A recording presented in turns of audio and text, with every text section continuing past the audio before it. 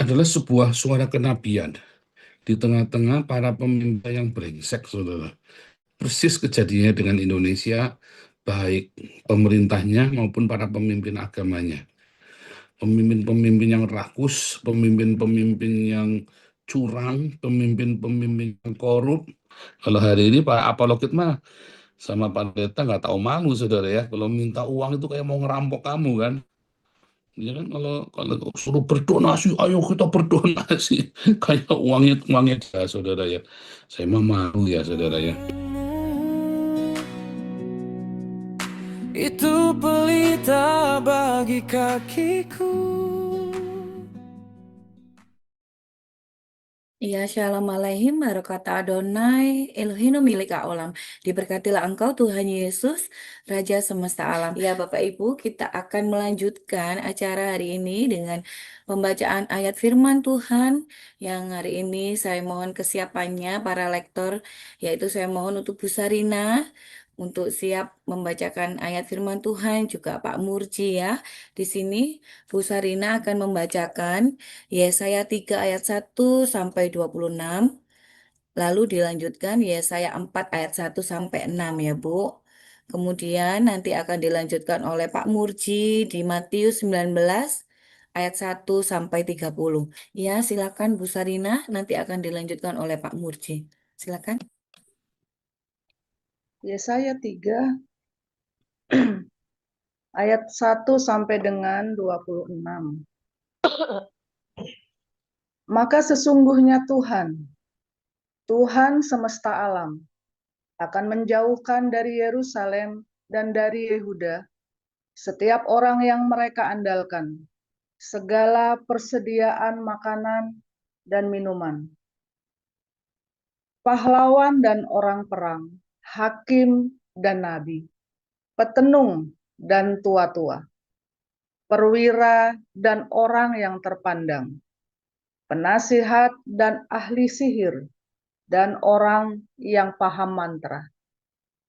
Aku akan mengangkat pemuda-pemuda menjadi pemimpin mereka, dan anak-anak akan memerintah atas mereka.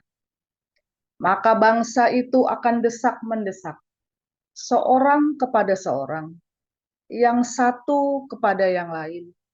Orang muda akan membentak-bentak terhadap orang tua, orang hina terhadap orang mulia.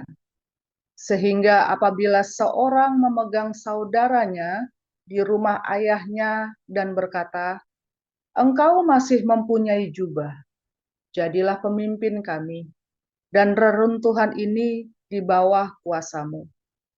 Maka pada waktu itu saudaranya akan menjawab, "Aku tidak mau menjadi tabib. Di rumahku tidak ada roti dan tidak ada jubah. Janganlah angkat aku menjadi pemimpin bangsa." Sungguh, Yerusalem telah runtuh dan Yehuda telah rubuh, sebab perkataan mereka dan perbuatan mereka melawan Tuhan, dan mereka menantang kemuliaan hadirat-Nya.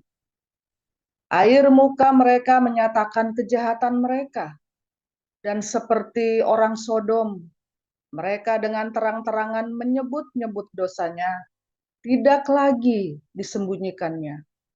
Celakalah orang-orang itu, sebab mereka mendatangkan malapetaka kepada dirinya sendiri. Katakanlah, berbahagia orang benar, sebab mereka akan memakan hasil pekerjaannya. Celakalah orang fasik, malapetaka akan menimpanya, sebab mereka akan diperlakukan menurut perbuatannya sendiri. Adapun umatku, penguasa mereka ialah anak-anak, dan perempuan-perempuan memerintah atasnya. Hai umatku, pemimpin-pemimpinmu adalah penyesat, dan jalan yang kamu tempuh mereka kacaukan. Tuhan mengambil tempat untuk menuntut dan berdiri untuk mengadili bangsa-bangsa. Tuhan bertindak sebagai hakim atas tua-tua dan pemimpin-pemimpin umatnya. Kamulah yang memusnahkan kebun anggur itu. Barang rampasan dari orang yang tertindas tertumpuk di dalam rumahmu. Mengapa kamu menyiksa umatku dan menganiaya orang-orang yang tertindas? Demikianlah firman Tuhan Allah semesta alam. Tuhan berfirman, oleh karena wanita Sion telah menjadi sombong dan telah berjalan dengan jenjang leher dan dengan main mata, berjalan dengan dibuat-buat langkahnya, dan gemerncing dengan giring-giring kakinya. Maka Tuhan akan membuat batu kepala wanita Sion penuh kudis, dan Tuhan akan mencukur rambut sebelah dahi mereka. Pada waktu itu, Tuhan akan menjauhkan segala perhiasan mereka, gelang-gelang kaki, jamang-jamang, dan bulan-bulanan, perhiasan-perhiasan telinga, pontoh-pontoh, dan kerudung-kerudung, perhiasan-perhiasan kepala, gelang-gelang rantai kaki, tali-tali pinggang, tempat-tempat wewangian dan jimat-jimat, cincin materai dan anting-anting hidung, pakaian-pakaian pesta, jubah-jubah, selendang-selendang, dan pundi-pundi, cermin-cermin, baju-baju dalam dari kain lenan, ikat-ikat kepala, dan baju-baju luar. Maka sebagai ganti rempah-rempah harum akan ada bau busuk, sebagai ganti ikat pinggang seutas tali, sebagai ganti selampit rambut kepala yang gundul, sebagai ganti pakaian hari raya sehelai kain kabung, dan tanda selar sebagai ganti kemolekan. Orang-orangmu akan tewas oleh pedang, dan pahlawan-pahlawanmu oleh perang. Pintu-pintu gerbang Sion akan mengaduh dan berkabung, dan kota itu akan seperti perempuan bulus yang duduk di bumi. Yesaya 4:1 sampai dengan 6. Pada waktu itu, 7 orang perempuan akan memegang seorang laki-laki serta berkata, kami akan menanggung makanan dan pakaian kami sendiri. Hanya biarlah namamu dilekatkan kepada nama kami. Ambillah aib yang ada pada kami. Pada waktu itu tunas yang ditumbuhkan Tuhan akan menjadi kepermainan dan kemuliaan, dan hasil tanah menjadi kebanggaan dan kehormatan bagi orang-orang Israel yang terluput. Dan orang yang tertinggal di Sion dan yang tersisa di Yerusalem akan disebut kudus, yakni setiap orang di Yerusalem yang tercatat untuk beroleh hidup. Apabila Tuhan telah membersihkan kekotoran putri Sion dan menghapuskan segala noda darah Yerusalem dari tengah-tengahnya dengan roh yang mengadili dan yang membakar, maka Tuhan akan menjadikan di atas seluruh wilayah Gunung Sion dan di atas setiap pertemuan yang diadakan di situ segumpal awan pada waktu siang dan segumpal asap serta sinar api yang menyala-nyala pada waktu malam. Sebab di atas semuanya itu akan ada kemuliaan Tuhan sebagai tudung dan sebagai pondok tempat bernaung pada waktu siang terhadap panas terik, dan sebagai perlindungan dan persembunyian terhadap angin ribut dan hujan. Demikian. Kami lanjutkan dari Matius 19 ayat 1 sampai 30.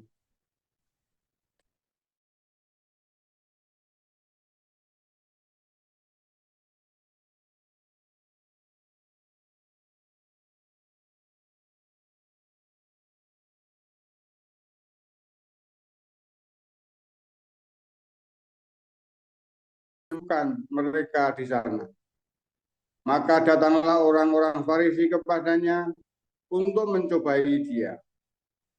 Mereka bertanya, apakah diperbolehkan orang menceraikan istrinya dengan alasan apa saja?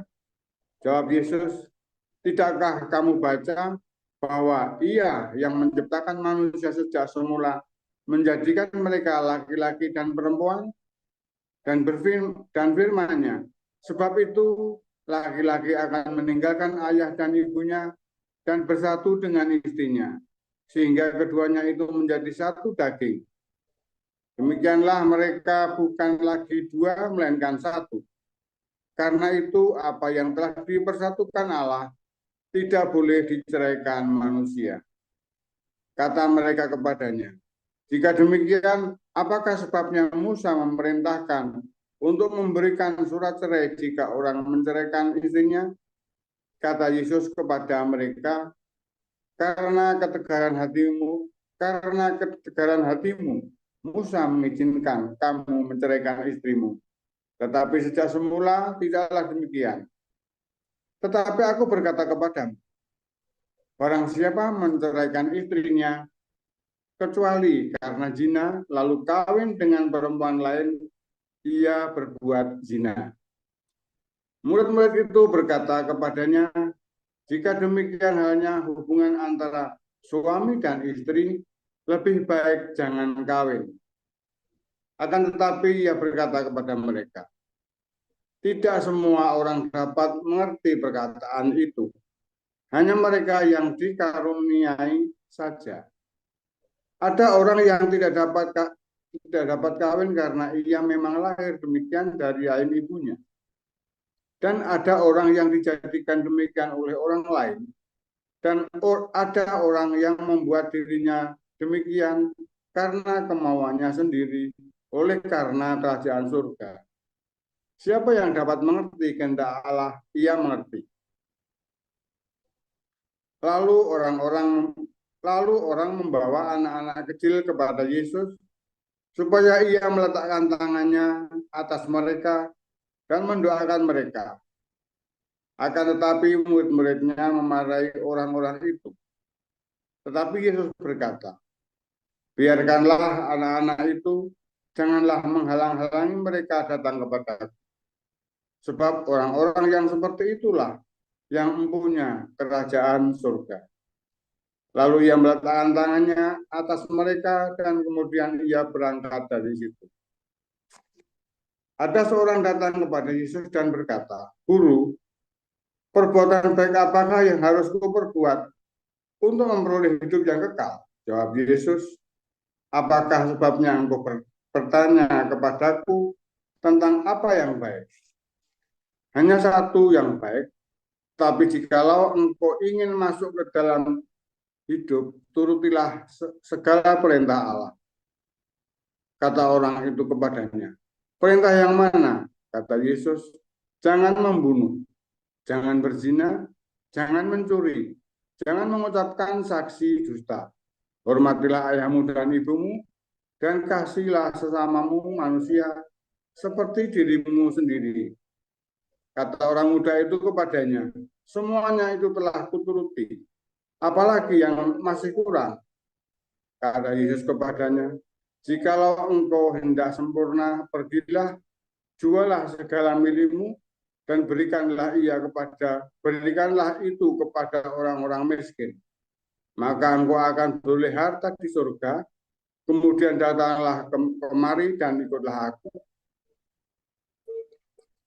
Ketika orang muda itu mendengar perkataan itu, pergilah ia dengan sedih, sebab banyak hartanya. Yesus berkata kepada murid-muridnya, Aku berkata kepadamu, sesungguhnya sukar sekali bagi seorang kaya untuk masuk ke dalam kerajaan surga. Sekali lagi aku berkata kepadamu, lebih mudah seekor unta masuk melalui lubang jarum daripada seorang kaya masuk ke dalam kerajaan Allah. Ketika murid-murid mendengar itu, sangat gemparlah mereka dan berkata, jika demikian, siapakah yang dapat diselamatkan? Yesus memandang mereka dan berkata, bagi manusia hal ini tidak mungkin, tetapi bagi Allah segala sesuatu mungkin. Lalu Petrus menjawab dan berkata kepada Yesus, kami ini telah meninggalkan segala sesuatu dan mengikut Engkau. Jadi, apakah yang akan kami peroleh? Kata Yesus kepada mereka, aku berkata kepadamu, sesungguhnya pada waktu penciptaan kembali, apabila Anak Manusia bersemayam di tahta kemuliaannya, kamu yang telah mengikut aku akan duduk juga di atas 12 tahta untuk menghakimi kedua belas suku Israel. Dan setiap orang yang karena namaku meninggalkan rumahnya, saudaranya laki-laki, atau saudaranya perempuan, bapak atau ibunya, anak-anak, atau ladangnya, akan menerima kembali 100 kali lipat dan akan memperoleh hidup yang kekal. Tetapi banyak orang yang terdahulu akan menjadi yang terakhir, dan yang terakhir akan menjadi yang terdahulu. Demikian bacaan firman Tuhan. Terima kasih Ibu Elia Esther. Iya, terima kasih untuk para lektor kita yang sudah membacakan ayat firman Tuhan hari ini. Ada Bu Sarina dan juga Pak Murji. Dan juga terima kasih untuk Michelle yang sudah share ayat ya. Ya Bapak Ibu, tiba saatnya kita akan mendengarkan firman Tuhan hari ini yang akan disampaikan oleh Gembala kita, Pastor Dr. Joseph Paul Zhang dengan judul Pendeta dan Apologet Serakah. Untuk selanjutnya silakan Pastor. Oke, shalom semuanya dari Yerusalem. Luar biasa, kami ada di Yerusalem, di kota tua. Kita tinggal di tempat yang luar biasa keren ya. Dan kita senang sekali ya bisa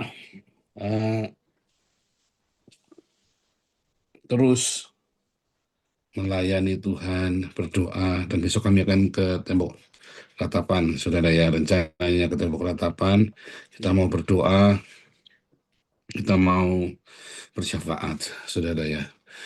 Saudara, kitab Yesaya ini, saudara ya, adalah sebuah suara kenabian di tengah-tengah para pemimpin yang brengsek, saudara. Persis kejadiannya dengan Indonesia, baik pemerintahnya maupun para pemimpin agamanya. Pemimpin-pemimpin yang rakus, pemimpin-pemimpin yang curang, pemimpin-pemimpin yang korup, dan tadi ya, kekanak-kanakan, ya, kekanak-kanakan pesta pora, bukan seperti anak-anak, bukan ya, bukan menjadi anak, bukan tulus, bukan, tapi kekanak-kanakan, selfish, itu kan ciri khas, ya, anak-anak itu kan polos, ya kan, tetapi kalau kekanak-kanakan, itu adalah tindakan yang selfish dan tantrum. Nah, para pemimpin kita tuh tantrum, saudara ya. Kalau ada sedikit saja yang nggak pas, langsung saudara teriak-teriak. Dan selalu apa ceritanya saudara? Titik tweet kentit, aduh titik tweet kentit lagi hampir tiap hari saudara. Iya, memang fokus orang-orang yang kekanak-kanakan ini ya titik tweet kentit. Nggak ada lain, nggak ada yang dipikirkan lain. Kamu lihat ya, beberapa grup isinya nenek sama kakek-kakek ya, lucu. Ini nenek-nenek kakek-kakek tiap hari ngomongnya cabul sekali ya, saudara ya. Bahkan sampai cekikikan membicarakan alat kelamin, saudara ya. Sampai cekikikan, sambil mencirikan alat kelaminnya orang ini, alat kelaminnya orang itu, ya. Sambil membangkang, terus mereka sambil cekikikan, sambil, waduh ngeri sekali, saudara ya. Dan nggak malu, nggak malu, saudara ya. Menceritakan tentang persetubuhan itu, ya, yang punyanya orang, ya, tanpa tujuan apa? Tujuannya apa? Tujuannya cuma cekikikan aja, bully, saudara ya. Tujuannya cuma bully saja. Dan itu menjijikkan sekali. Dan benar-benar mereka lakukan, bukan cuma diomongkan, saudara ya. Itu benar-benar diomongkan. Hari banyak pendeta dan apologet, ya. Apapun kamu namanya, oh saya bukan apologet, oh saya bukan pendeta, tapi kamu bicara firman Tuhan sambil kamu cekikikan dan kamu sambil cerita alat kelamin, ya, untuk bahan cekikikan, ya saudara ya, untuk bahan pembicaraan, untuk bahan bercandaan, saudara ya. Tuhan sering bicara tentang alat kelamin, saudara ya, buah dada, buah zakar, tetapi untuk mengekspresi kemarahannya, saudara ya. Tapi ini mangga nih buat cekikikan, buat cerita cabul-cabulan, dan kemudian dilakukan mereka pada saling selingkuh satu sama lain.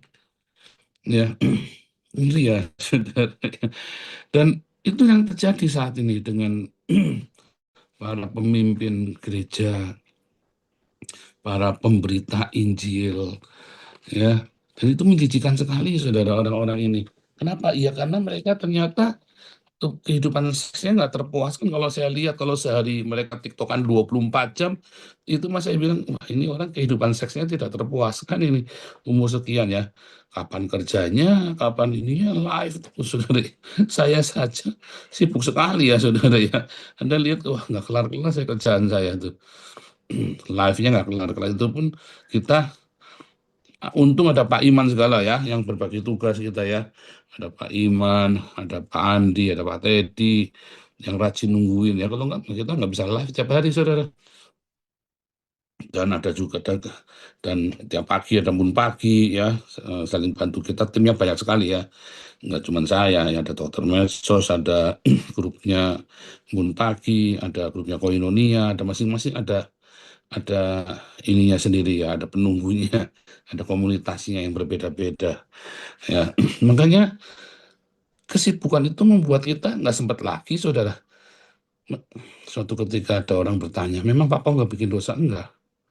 Kenapa? Udah nggak ada waktu buat bikin dosa. Kamu bisa bikin dosa karena kamu punya banyak waktu, saudara. Percaya nggak?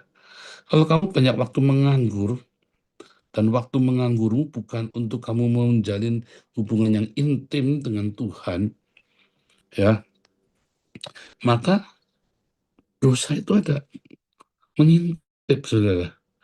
Dan tiba-tiba kamu iseng, disitulah kamu dosa. Iseng, tak sayang-sayangan, saya tak godain, siapa tahu dapat mancing, dapat beneran, saudara. Wah, dijabanin beneran, ya, dijabanin ya, saudara, ya serem ya. Waduh, ngeri sekali.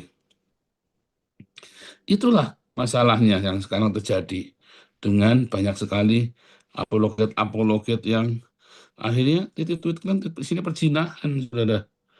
Isinya berzina, tidak karu-karuan. Isinya cabul, isinya iri dengki, jealous. Ya, kalau ada orang lain berhasil, ya, berusaha menghancurkan. Kerjaannya, hidupnya cuma mau menghancurkan reputasi orang, saudara. Kenapa sibuk? Tapi kita sibuk dengan bagaimana caranya supaya berbuah. Ada orang-orang yang hidupnya memang suka sekali ya, saudara ya, untuk senang kalau orang lain jatuh, saudara ya. Tapi kita senang sekali kalau kita sibuk dengan berbuah, saudara ya. Kalau ada orang yang kita tolong ya. Wah, saya bangga dengan kalian semua ya, para pengurus yayasan, yang tidak sibuk dengan ngurusin urusan orang, tapi sibuk dengan ngurusin bagaimana kita memberkati orang lain. Wah, hebat sekali ini, saudara ya. Komunitas kita ini sibuk. Kalau kamu sibuk bagaimana kamu bisa memberkati orang lain, kamu nggak sempat lagi bikin dosa. Kalau kamu sibuk ya dengan bagaimana cara aku bisa menjadi berkat, maka kamu nggak bisa mikir dosa lagi. Ya, itulah sebabnya ketika orang kaya yang muda itu datang kepada Yesus, guru, apa yang harus aku lakukan supaya aku sempurna? Waduh, saudara, sombong kali, saudara ya. Jual segala milikmu, jual.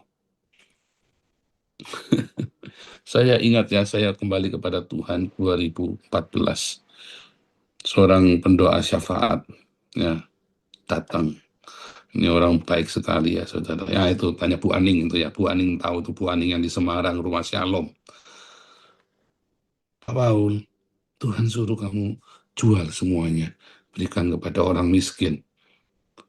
Saya percaya saudara waktu itu, karena waktu itu saya klop, katuk sekali saudara ya. Terus ya, wah nih kita tak ngomong-ngomong di rumah sama anak. Saya nggak bilang, oh kaget, enggak, saya sudah tahu saudara ya. Karena saya dulu jahat ya. Saya ngerti, Tuhan suruh habiskan semuanya. Bahasa-bahasa itu saya nggak asing, saya kan 10 tahun jadi pendeta, sudah tahun 99 saya sudah jadi pendeta kan. 98 ya, 99, 98 saya jadi pendeta. Jadi saya tahu bahasa-bahasa seperti itu, saya ngerti. Iya, ya. Terus saya nurut ya, saya berikan semua harta benda saya, seluruh isi rumah saya kosongkan, saya bagikan kepada orang-orang hamba-hamba Tuhan di desa, ya saudara ya, orang-orang miskin, saya jual semuanya, kami tidur di lantai. Kita mulai dari nol, kita tidak mau ada satupun barang ram di rumah kami. Barang yang kami peroleh dengan cara keserakahan, kelaliman, saudara ya. Kalau hari ini Pak Apologit mah sama Pak Pendeta nggak tahu malu saudara ya, kalau minta uang itu kayak mau ngerampok kamu kan. Ya kan, kalau suruh berdonasi, ayo kita berdonasi. Kayak uangnya dia, saudara ya. Saya mah malu ya, saudara ya. Malu, saudara, biar saya nggak punya uang. Kalau saya minta buat diri sendiri, kok ya nggak pas ya. Nah, saya ini hamba Tuhan. Kalau saya minta buat diri saya sendiri, kok ya nggak pas. Saya kan hambanya Tuhan, bukan hambanya dia kan. Bukan hambanya eh, para donatur kan. Saya ini kan hambanya Tuhan. Saya mintanya sama Tuhan, saudara. Saya mintanya sama Tuhan lah. Masa sama donatur sih? Nanti Tuhan gerakan dengan berbagai macam cara, kayak saya bisa pergi ke Israel, emang eh, duitnya siapa, saudara?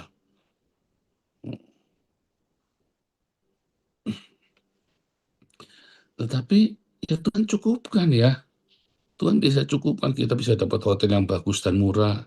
Kita bisa dapat, ya kalau sekali lagi cari belum tentu dapat. Ini bisa dapat diskon gitu ya, saudara ya. Kita bisa dapat tiket pesawat yang murah. Cari lagi belum tentu dapat. Kita bisa dapat perjalanan yang enak. Kita bisa, ya enak sekali, saudara ya.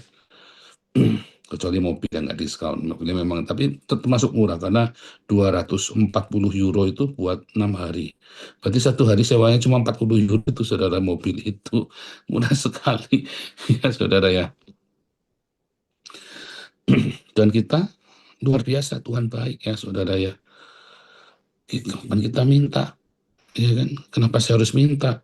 Kalau memang Tuhan saya ada ya saya kasih lah. Kalau enggak saya nggak mau minta. Biar sofa saya bekas nggak apa-apa ya.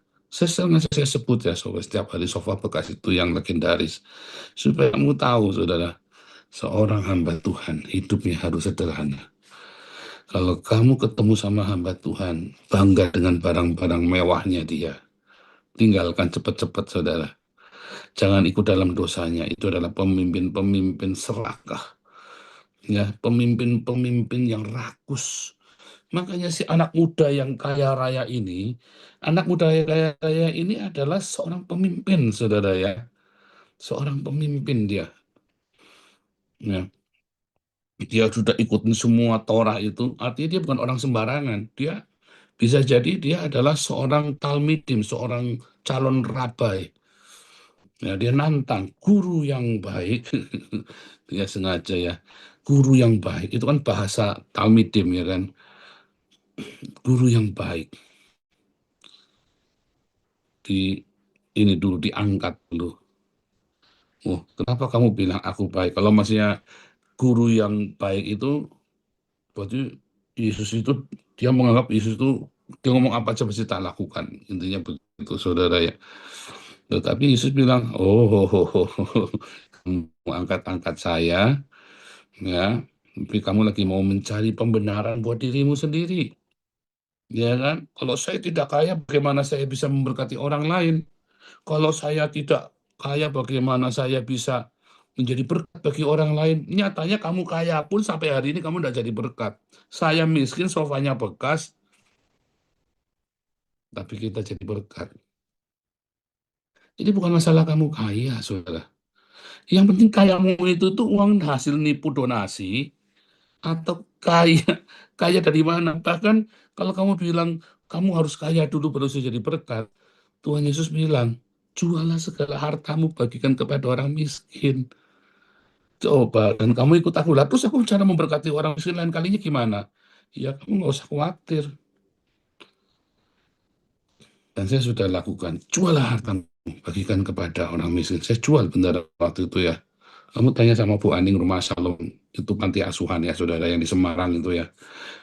Beliau suami istri dengan suaminya Pak Edi yang mendampingi saya waktu kami masa-masa pemulihan ya, saudara ya. Ana, terutama Ana ya, dulu yang kenal pertama itu Ana.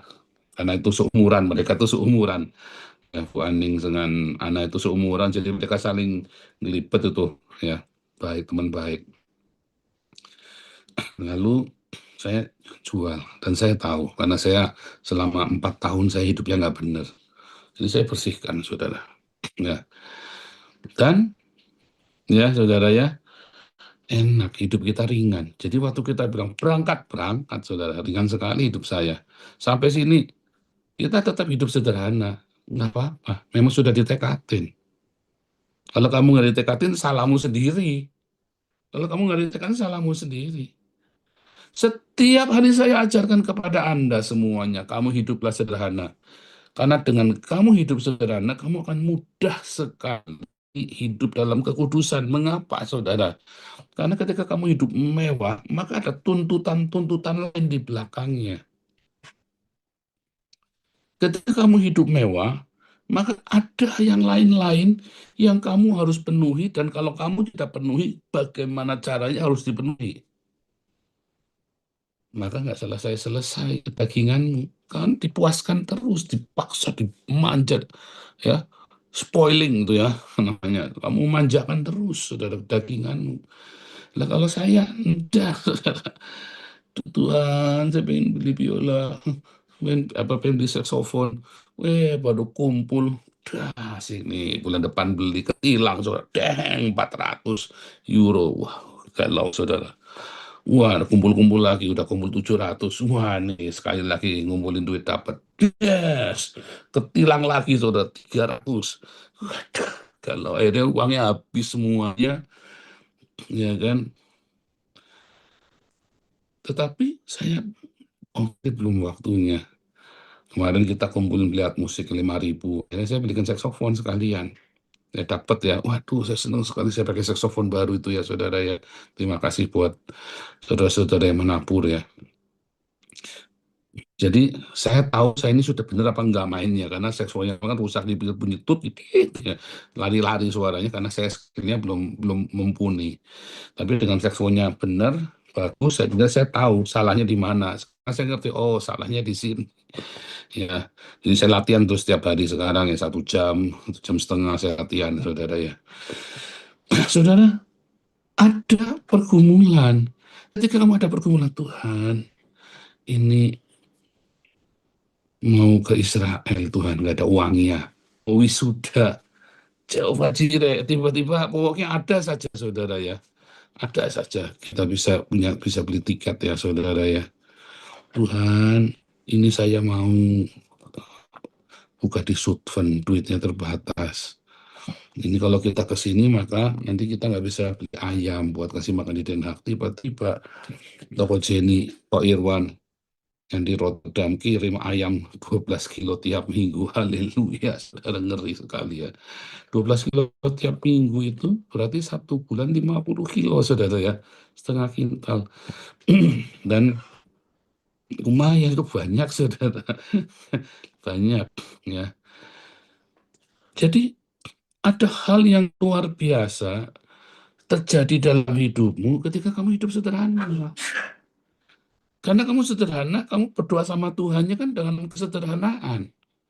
Kalau kamu punya mobil mewah, BMW, ya, mewah sport, atau kamu mau beli Pentelia saja, kamu kudu keluar duit, bensinnya saja kamu setengah mati. Saya dulu pakai Volvo saja bayar pajaknya 150, padahal Volvo bekas, saudara ya, pakai CNG. Tapi kalau CNG nggak ada, 1 bulan pernah CNG kosong ya, saudara. CNG itu gas, ya, gas natural, gas. Waduh, saya pusing, saudara, beli bensin saja nggak punya duitnya. Coba saya bilang, saya udah mau jual tapi takut ya, takut karena itu mobil pertama saya takut bergaya hidup mewah. Tuhan ganti saya pakai mobil baru sekarang, saudara, Episode 5008. Irit sekali bensinnya. Kita punya uang 30 euro saja bisa berangkat. 50 ya, kita sudah bisa jalan. Wah, 30 euro saja sudah jalan. Dalam kesederhanaan, maka disusuli kesederhanaan yang lain. Kamu kan sederhana, kamu kan tidak perlu barang mewah, iya kan? Kamu kan, kalau kamu sudah pakai bajunya gaun yang mewah, pakai jas yang harganya mahal, terus kamu jam tangannya pakai Casio, saudara. Iya, udah pantas. Kamu sudah pakai jam ini, pakai Louis Vuitton, pakai Yves Saint Laurent, sabuknya kamu sudah pakai Gucci. Waduh, sepatunya kamu pakai sepatu beli kulit buaya. Tiba-tiba kamu pakai anting imitasi, saudara. Karena nggak punya duit buat beli anting emas. Ya nggak pas, saudara. Ya nggak, kamu perlu pakai anting berlian. Jam tanganmu paling tidak pakai Versace. Paling yang itu pakai Rolex atau pakai Bulgari. Iya kan? Bener nggak Bulgari namanya? Saya nggak tahu, nyebutnya aja nggak bisa saya. Nuntut, nagih. Terus kamu pergaulannya mau di sana. Pergaulanmu kan di kelas ya, tapi kan nanti donasinya banyak, Pak. Nah, karena kamu ngandalinya donasi. Ngandalin donasi, saya ngandalin Tuhan, saudara. Kita andalkan Tuhan. Orang, saya sudah ketemu banyak pendeta-pendeta yang katanya donasinya gede-gede, mobilnya mewah-mewah. Ya, sama kerjaan kita nggak ada sekuku hitamnya. Maaf, saudara ya, nggak ada sekuku hitamnya. Kemarinnya ngomong siapa ya, saudara? Saya lupa ya. Saya telepon, Pak. Saya lagi sharing-sharing sama orang gereja mega church yang gede, Pak. Terus kita cerita, kita kasih makan orang ya sehari 500 sampai 1000. Wih, John, dia sampai kaget, Pak. Padahal gerejanya dia tuh gede sekali. Jemaatnya sampai 10.000 lebih, Pak. Tapi bilangnya katanya pendetamu kaya, maksudnya saya ketawa tertawa, ya sofa aja bekas kayak gundul mupeang. Tapi itulah, saudara, kesederhanaan melahirkan doa yang sederhana, karena butuhnya sederhana. Kan? Tapi kan imanmu progres, dan dalam kesederhanaan itu diberkati, kamu tetap sederhana, berkatmu itu kamu pakai buat memberkati orang lain, bukan dipakai untuk gaya hidupmu, ya kan? Kan begitu, saudara. Saya kemana-mana, nggak perlu hotel bintang 5, santai saja, sederhana. Malu nggak? Enggak. Saya turun ke jalan teriak-teriak di LA ya, saudara ya. Ini besok kita nanti di New York, saya mau di subway New York sama di Kensington. Saya mau teriak-teriak ya, memberitakan Injil, mau bernubuat. Sama ya di Eropa ya, semua ya, saudara ya. Kita memberitakan, wah dulu di mana di Israel saya juga memberitakan Injil, saudara ya. Hanya harus ada tempatnya, harus ada waktunya, harus pakai hikmat, ada caranya, saudara ya. Tapi karena sederhana, maka permintaan-permintaan kita adalah permintaan-permintaan yang sederhana, dan Tuhan selalu kasih yang lebih dari cukup. Dan lebihnya inilah yang untuk dibagi, saudara. Nah, kalau kamu biasa hidup seperti itu, hidupmu bahagia. Kamu tidak punya waktu buat mikirin dosa. Kamu tidak punya, bahkan kamu ya nanti tiba-tiba tabiat-tabiatmu yang buruk itu pause. Saya nggak bilang hilang, maaf ya, saudara. Saya nggak bilang hilang, pause. Tiba-tiba kayak dijeda, kamu lupa. Oh, pasti masih, itu kan manusia lama, masih, saudara, itu kan daging. Selama kamu hidup di dalam daging itu, ya kamu masih. Ya, pemarah, kamu yang gusar, kamu yang gampang sedih, kamu yang gampang, ini ya, saudara ya, bad mood. Tetapi tiba-tiba kamu bisa lupa, karena kamu sibuk. Dagingmu itu tidak perlu kamu press. Yang kamu perlukan adalah bagaimana kamu menuruti rohmu. Dagingmu itu nanti pergi sendiri. Makanya orang bilang, masa Pak Paul nggak berdosa lagi? Enggak, saya mau udah nggak ada waktu bikin dosa. Lu masih marah-marah, emang kenapa kalau marah?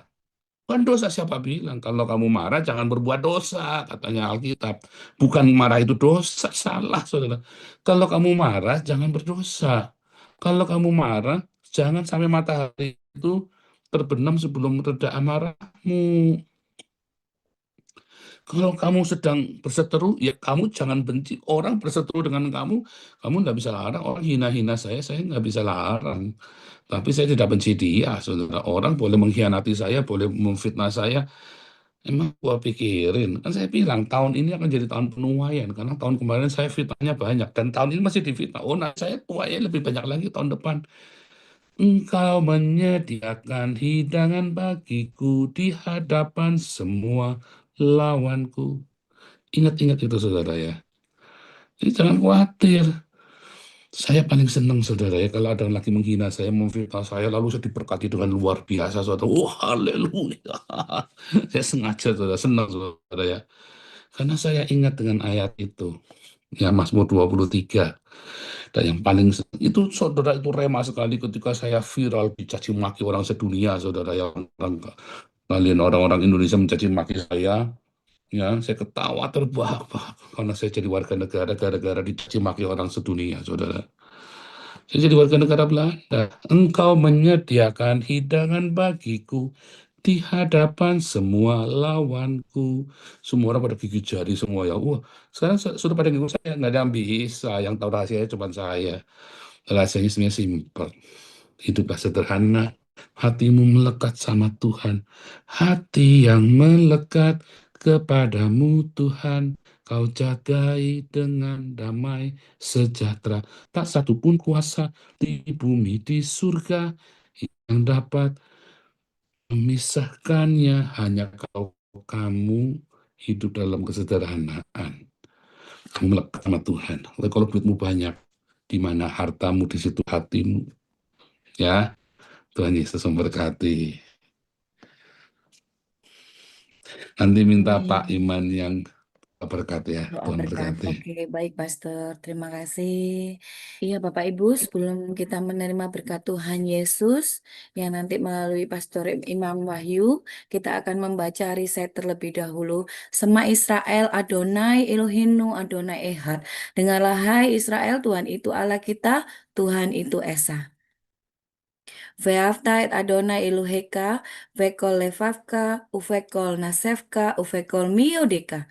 Kasihilah Tuhan Allahmu dengan segenap hatimu, dan dengan segenap jiwamu, dan dengan segenap kekuatanmu. Ve'afta lareaka kamoka. Kasihilah sesamamu manusia seperti dirimu sendiri. Kita akan menerima berkat Tuhan Yesus melalui Pastor Imam Wahyu. Silakan, Pak Pastor.